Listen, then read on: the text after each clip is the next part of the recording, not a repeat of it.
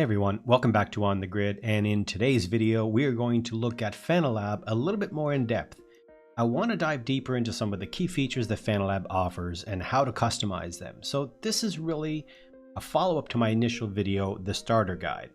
Some of the things we'll focus on in this video are launching games, dynamic force feedback, LED, ITM, and the settings menu. Probably the best approach would be to start in a linear fashion and work our way through the menus. So the first thing we have over here is launching games. Now we know we can launch games via Steam. However, if we choose the EXE method, it can be really useful when you want to launch things like Content Manager, or if a game is not recognized by Fanalab, which most of them now are, and also simply if you choose to launch Fanalab via any other launchers. So what we want to do is, here you see I have Steam selected. Now, if I want to launch manually via an EXE, I can go over here and select the windows, but don't double click the window because you'll get the EXE path is not set. So what you want to do is, we'll go back to Steam. So I'll just select the Windows icon once and then click again, and it'll open up my window to see where I want to navigate. Now, if I want to use Content Manager, for example, I can go to my Documents menu, which is where I have Content Manager set, and I could just select this and that will become my launcher. So it's a really nice way to be able to offer you flexibility in how you want to launch a game. So the next menu we're going to go through, we have the tuning menu, which I went through in my initial starter guide. There's not a lot really to be discussed here as far as advanced settings to it. It's really being able to set up, and you're no longer limited to your 5 settings that are on your Clubsport wheelbase or your DD or your CSL wheelbase. Now you have limitless possibilities of creating tuning menus just by simply creating profiles under the game profile, which I'll show you shortly. So really, this is kind of giving you an overview. This is much like the driver menu when you see the tuning tab in the driver menu. And once again, every setting has explanations for what each thing does. Okay, so let's go over to the dynamic force feedback menu. Let me enable this for now because I do actually have it disabled in Assetto Corsa, which is the game I had running previously before this. And so in the dynamic damping, what's really great about this is that you can customize dynamic damping based on the individual game and the car. So how do you select the range? Well, you're going to go based on the car. So you see here I have 175 and 275. So this is based on where I want that dynamic range to kick in based on Assetto Corsa. Now, I mean, I'm talking kilometers per hour here. So, most times I do actually run it a little lower, probably around 130, 140. That's where my speed threshold will be, and my speed threshold max will be where I feel that the top end of the car is. Now, if I was running a slower car, let's take, for example, the sprint race in Automobilista 2. Now, this range is not going to make sense for that car because, one, the top speed of the car is not 275, and where I want the dynamic damping to start kicking in would not be at around 130. So I might want to drop this, say, down to 90, or depending on the car. So where you want to figure out is, when you're creating profile for the car, you're going to create the in and out, which are the speed threshold and the speed threshold max. You're going to create those based on the car that you're creating the profile for. Or if you figure you want, like with Assetto Corsa, I have a dynamic range set of about 140. Usually I have it about 140 and to 275 because I figure that covers most of the cars. So I don't need to create a separate profile for each one. But you can customize it how you want. Now, when we talk about the damper effect range, now this is how much you need to turn the wheel before this takes effect. Now, if you're driving a car where you're going maybe 45 to 90 degrees off center, then you're not going to want to have this really high. You're not going to want this to have 270 or 300. Ideally, the best way to set this is to have the widest range possible. So somewhere between, say, 15 and 20 or 30, because you got to imagine if you have this set to, let's set this up to 90. So what that means is that my wheel needs to turn at 90 degrees before this will actually affect the dynamic damping. Okay, and the damper effect strength is pretty straightforward. It's the actual strength of the dynamic damping. So you can run this however you want. If you want very little, you lower. If you want a lot, you increase it. But I tend to run around anywhere between 60 and 75. But it depends on how each game works. So that's where I set that. Now, when we talk about the reverse damping, I like the fact that Fanalab offers this because in some games like iRacing, where you're backing up, it can get really shaky, or you can get a lot of movement in the wheel or a lot of jittering in the wheel. So this helps prevent that. It kind of dampens it so that the effect of reversing is less, there's less impact on your wheels. So it's nice to have the reverse enabled. So, you know, that's up to you if you want to use that. I tend to have this on all the time. Most times when I'm using the dynamic damping, like in ACC, I use the in-game dynamic damping, so I don't use it here, and that's why I have it disabled. So to recap, set your initial speed, set your maximum speed for the car that you're building a profile on, create the dynamic range of the car that you're working with, and then how much strength you want to have it. So it just goes very 1, 2, 3, 4. You know, you work in that order. In the vibration menu, here you see there's not any real advanced techniques to show you here or to talk about. It's really what you want to feel coming through the wheel. And again, I did discuss this in the initial video, but you can have, you know, whatever it is you want to come through the wheel. So this is what's coming through the pedal brake. This is what's coming through the throttle. And because I have the Podium button module endurance, I'm not going to see any vibration here. But if I have my Formula V2 wheel or a 918 wheel, then I'll see the vibration settings here. All right, so let's move over to the LEDs. Okay, so under the LED menus, again, we have our display settings here, and this is how you set up based on priority of what you want to see coming through your display. Whatever is selected C, this will be displayed constantly, and then this will go in order of priority. So for me, in this example, I have the position set to priority 1, the lap number set to priority 2, and the pit limiter warning set to priority 3, and the remaining ones that are off. What will happen is this will always show my gear.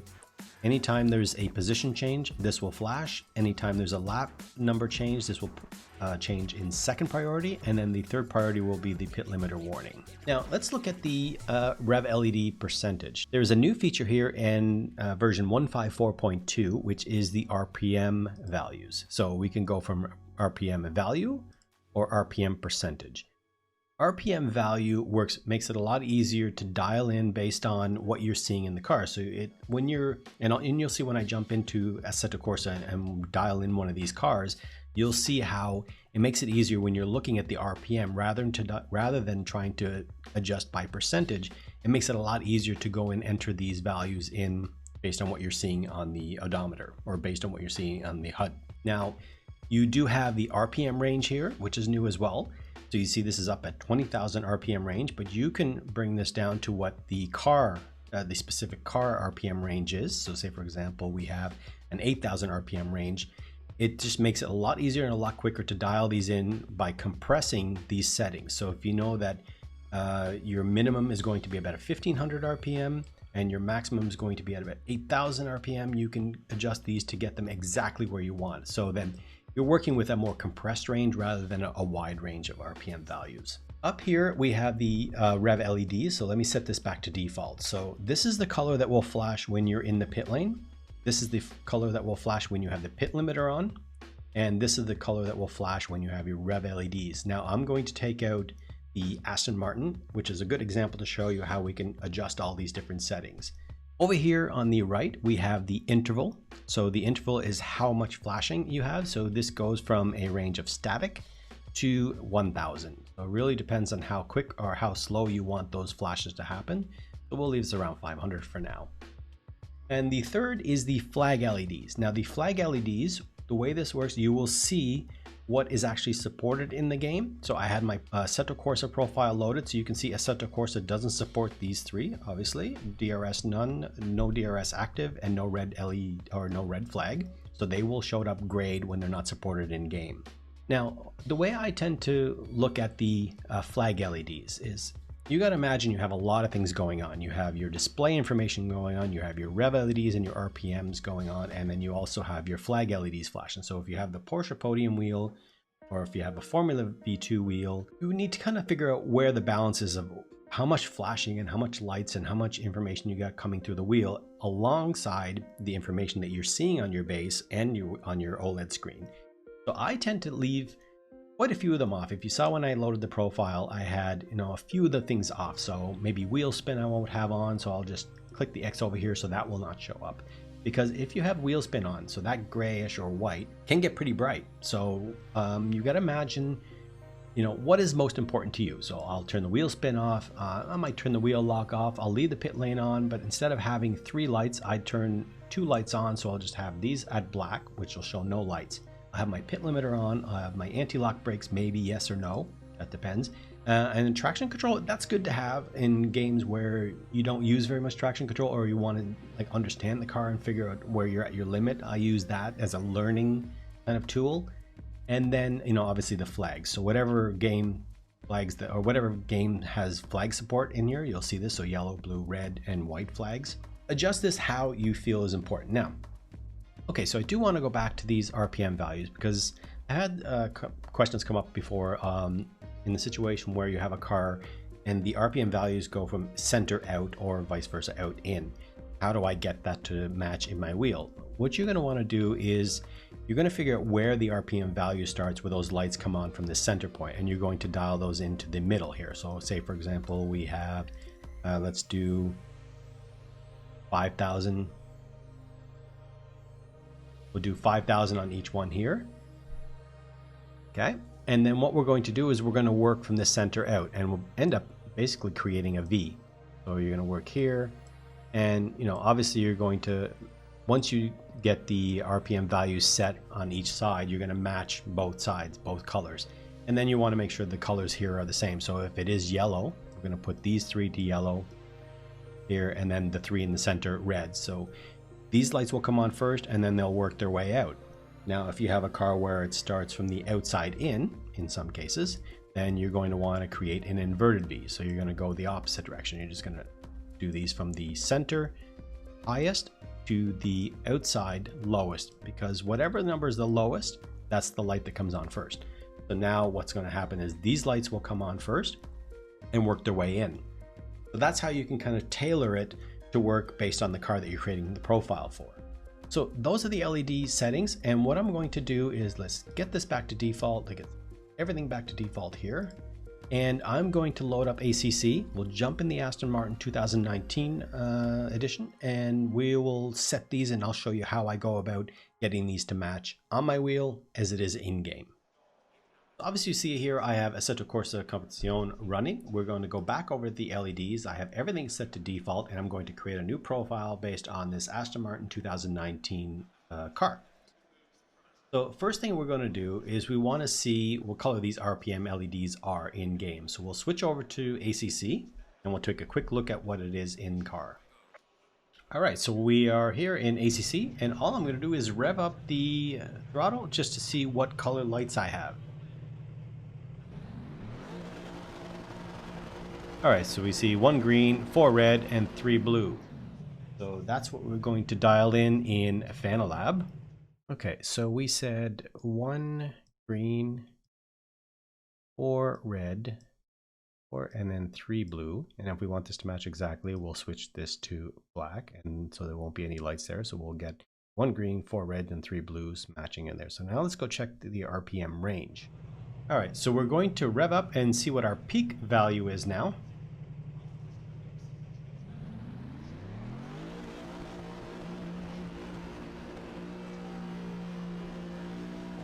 So it's about 7250. I figured that's about right. So what we'll do is we'll go back to Fanalab now. And so the RPM range was 7250. So what I'll do is I'll dial this down. We'll just go down to about, what, 8,000, something like that, just to compress it a bit more to make it a little easier. So we said the RPM range was 7250 at the maximum. So go down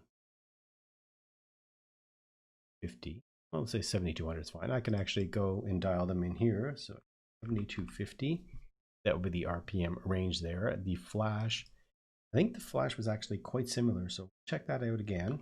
So let's go 7250 for now. This doesn't matter because it's off. Let's go back and check out where the values start and max out. Okay, so now what we're going to do is we're going to rev up and find out where those RPM values start and end. So we'll just slowly accelerate in neutral, And what I'm going to pay attention to is where the first value starts. It's a good workout for your foot too.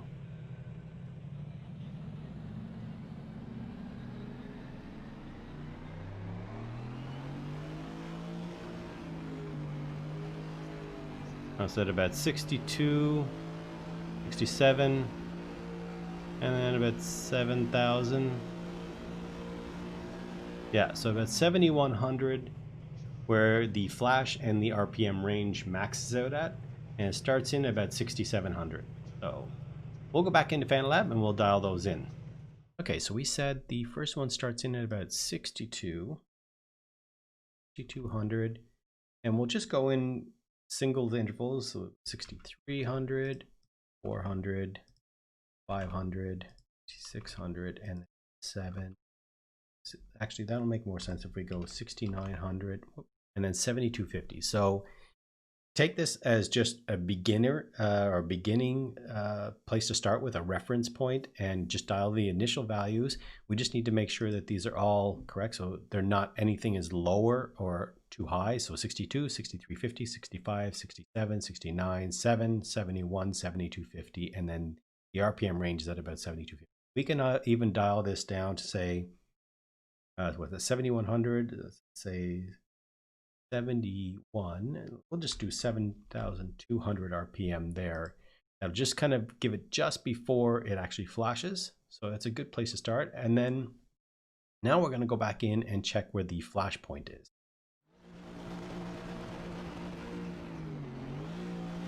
Yeah, so that, well, you know what? The flash is actually almost the same as the RPM range. So yeah, and I'm going to work on the interval to make sure the interval is not so slow, but it closely matches what's showing in the game. Because you can see, it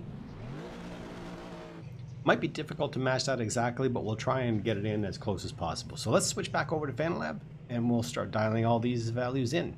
Okay, so we saw that the flash is actually really close to the top RPM value. So this is 72 and 7250. I think we can get away, for now anyway. I'll go back and probably work on these to get them exactly matched as in game, but we do want to have the interval. Static might work, but I think if we, maybe let's try around 6,625. That might be okay, and we'll just go with that for now. Really what I wanted to do is just show you how I start dialing these values in and how I get them to match in the game. And the fact that we have this new RPM value, being able to compress the range and being able to dial these in exactly to the RPM that's showing in game, I think it's an extreme help. It really works great for a user experience, and it makes it a lot easier for us to really get these right. The other thing we do want to do, and what we did notice in the Assetto Corsa, was the flash. The Rev LED flash was exactly the same as the RPM range. So we do want to get these to match out. So 4, and then we'll do it the final 3 blue here, and we'll get this to black. So now we have this matching exactly what's here. So let's take a quick look now at the Podium button module endurance versus the in-game Rev LEDs.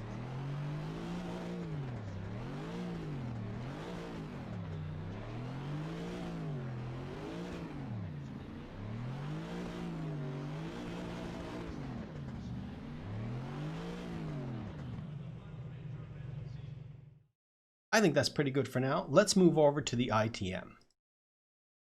Okay, so over in the ITM page, I've reset everything to default because I want to show you how I go about kind of adjusting this and getting it to the way I want and seeing the information that I want when I want. First of all, you'll see this is your analysis screen. This is your OLED screen that's on your DD base. If you don't have a DD base, you won't see this, but it will show as your default, which is the logo screen initially. You can switch it to your system info, which has firmware information and other details, your force feedback information, which is showing you your graph, and your motor info, as well as the temperature info on your wheelbase. This is what's showing me on my Podium wheel DD, and this is what's on the Podium button module endurance. So I can have 2 sets of information showing when I want and how I want. So for example, let's say, for me, most times I like to see page 3. So speed, gear, traction control, ABS, and brake bias. For me, those are things that I find important, that I like to see constantly. What I'm going to do to get this to stay static on my screen and get this to be my favorite page, I'm going to just select the star. So no matter what I change to or whatever information pops up on the screen, it's always going to default back to this page. Now, if I want to know when I change the lap or when I change position, all I need to do is select the auto switch. So I can select both of these, and anytime a lap change happens or a position change happens, that's going to stay on my screen for 10 seconds. I can adjust it to go higher or lower, but I find about 5 seconds for me is perfect because it's enough for me to see the information and go back to the screen that I want to. I can set it as well to show me when I have fuel, like say 10 liters fuel, I can just add 10 liters fuel in there. So whenever the car gets to 10 liters fuel left, that's going to flash up on my screen for 5 seconds, and then it's going to go back to my page 3. Okay, so then what I can also do is I can get information based on whether my tire temperatures are within a certain range. So if I want to know when my tire temps are set to, or when my tire temperature on the front left drops to 24, I can say I want to know that. Also, I can say when it hits 28, I want to know that. So I can adjust the values for my front left, front right, rear right to stay within these values so that I know at any time whether my front right's getting too hot, I'll know that. So, I mean, it's really incredible that you can get this great information from your wheelbase as well, and just being able to, you know, dial in exactly the information that's important to you during a race. Now, here on my Podium button module endurance, I can cycle through these just by simply selecting my tuning menu and my funky switch turning right or left. I can also adjust how much time I'm seeing that on my Podium button module endurance. Legacy mode is your gear and your speed change. That's kind of the classic mode before all this ITM information was available. A lot of times what I do is I'll have my page 3 set as my favorite on my DD wheel, and then on my Podium button module endurance, I'll have my legacy mode showing. Let's go back to the main menu. So let's go to the tuning menu. I have a tuning menu set the way I want. I have my dynamic damping. I have that set off because I use the in-game dynamic damping in Assetto Corsa, but I can have the reverse on if I want. Let's get this down just 50% strength. And then fade in intensity. So let's say we'll go 6 or 5, that's fine.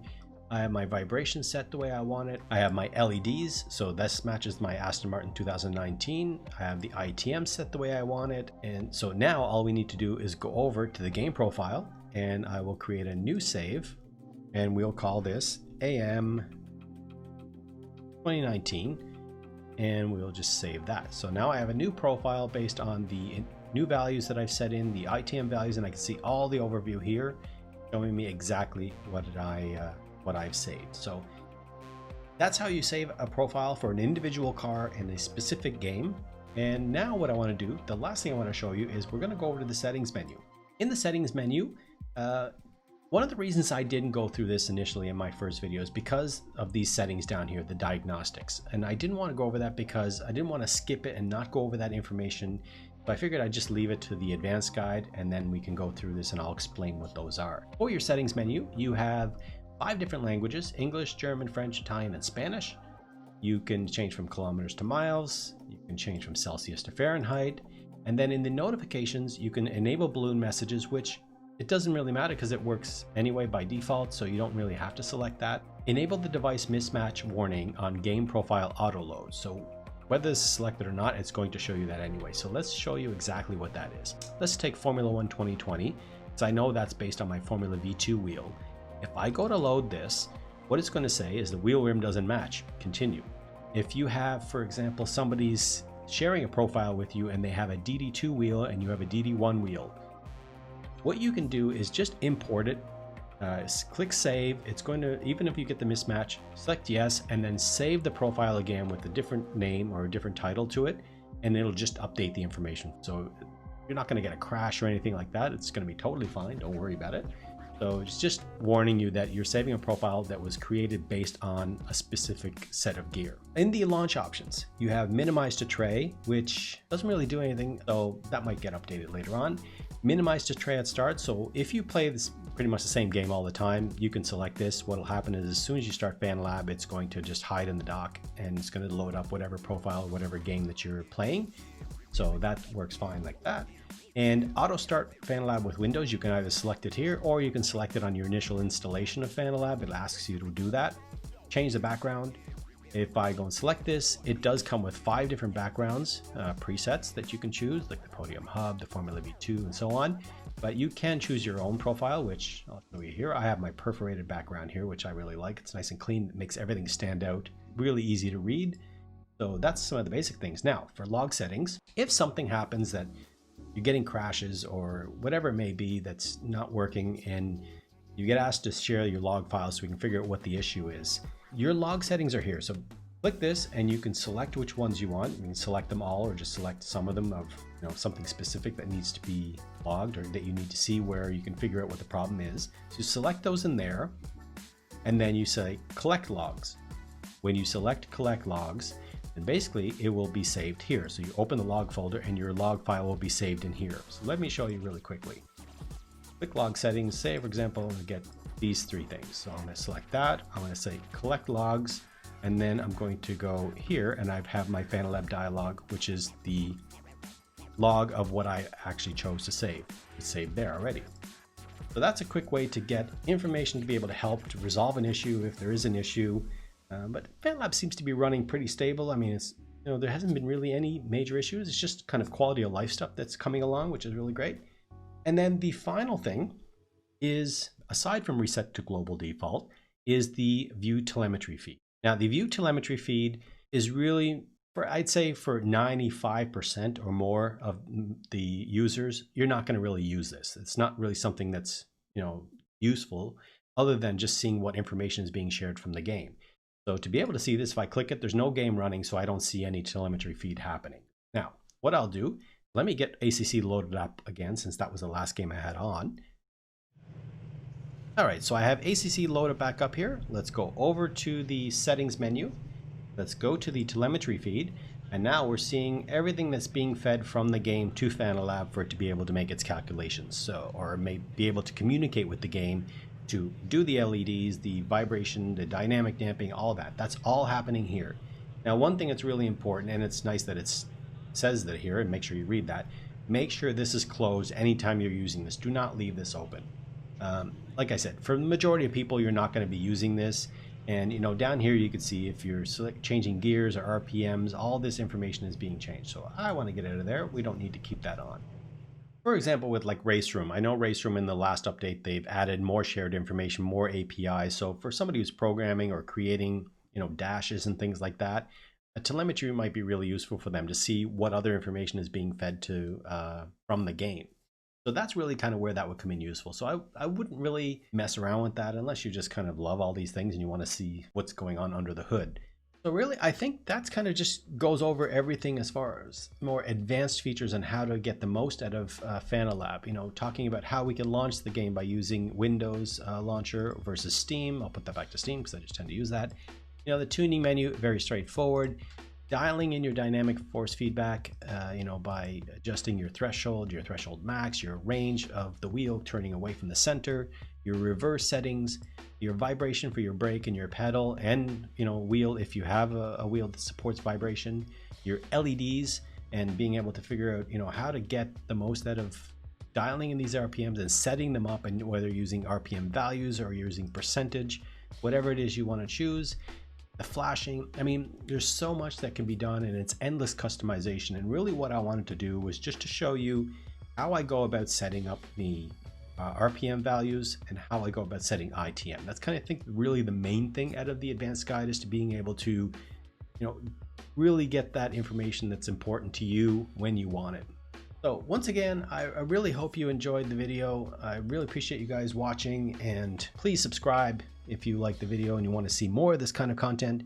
Also, if you have any questions, just leave it down in the comments below and I'll be happy to answer those questions that you might have. All right, that's it for now. Take care.